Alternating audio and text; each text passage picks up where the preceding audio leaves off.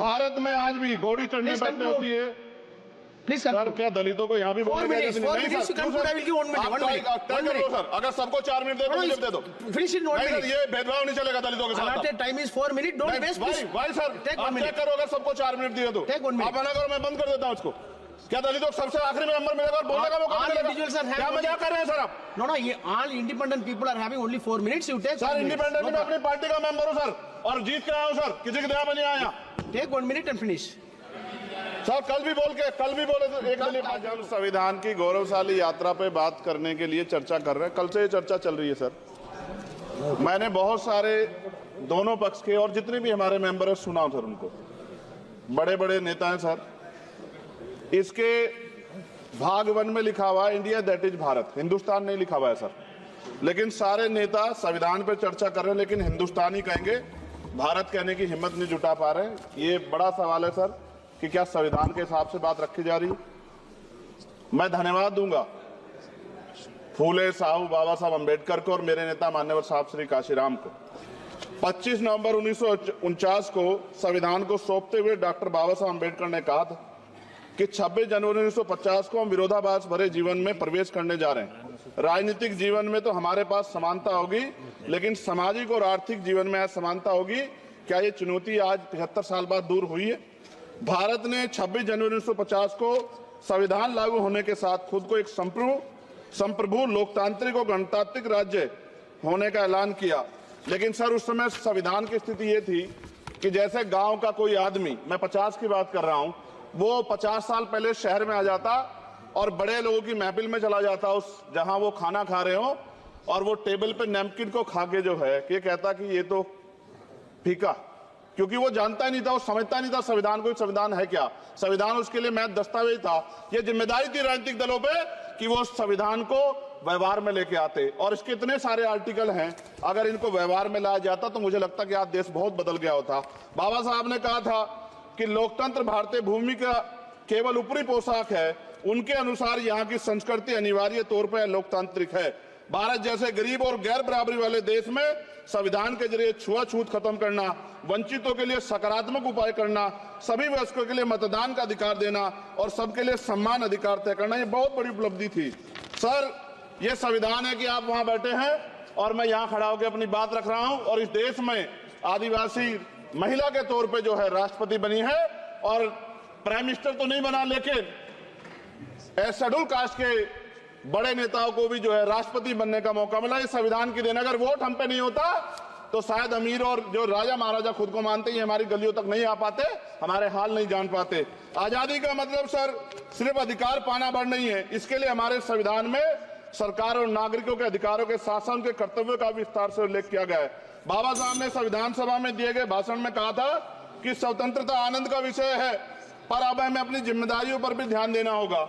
संविधान ने सुनिश्चित किया कि रानी के पेट से राजा जन्म नहीं लेगा, वोट से नेता तैयार होगा।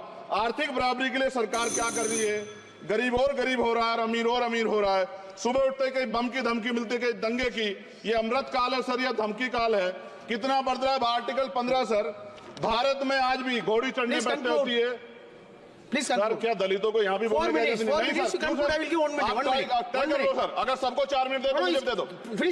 ये भेदभाव नहीं चलेगा दलितों के साथ। Time is 4 minutes. Don't waste. भाई सर आप तय करो, अगर सबको 4 मिनट दिए तो आप मना करो, मैं बंद कर देता हूँ इसको।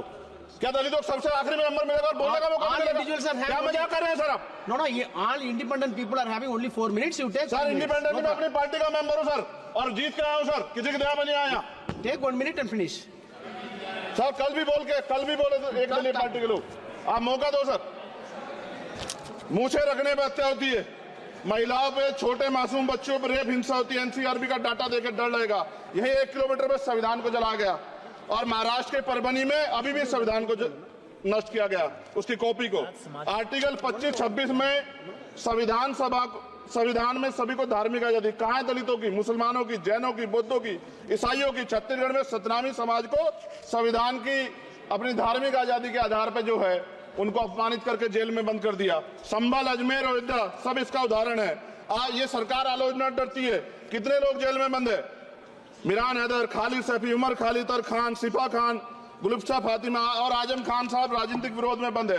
सरकार यहाँ बैठी है, सरकार सामाजिक न्याय की बात करती है। बताएं कितने दलित मुख्यमंत्री बना रखे हैं आपने? 13 ज्यादा सरकार स्टेट में सरकार है। कितनी महिला मुख्यमंत्री है? आपकी सरकार ने सुप्रीम कोर्ट के आदेश के बाद रिजर्वेशन प्रमोशन में जारी नहीं किया, और ओबीसी को पॉलिटिकल रिजर्वेशन आप देंगे नहीं देंगे, आप बताने का काम करें। मैं 75 साल की गौरव यात्रा में हम एक सभ्य समाज नहीं बना पाए, इसलिए जाति आधार पर SC ST OBC के बच्चों को प्राइमरी स्कूल से लेकर उच्च संस्थानों में भेदभाव किया जाता है।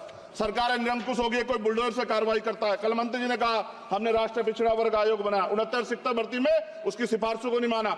EWS के जरिए आपने संविधान पे आरक्षण के प्रावधान पे हमला किया। 1 मिनट में खत्म कर रहा हूं सर।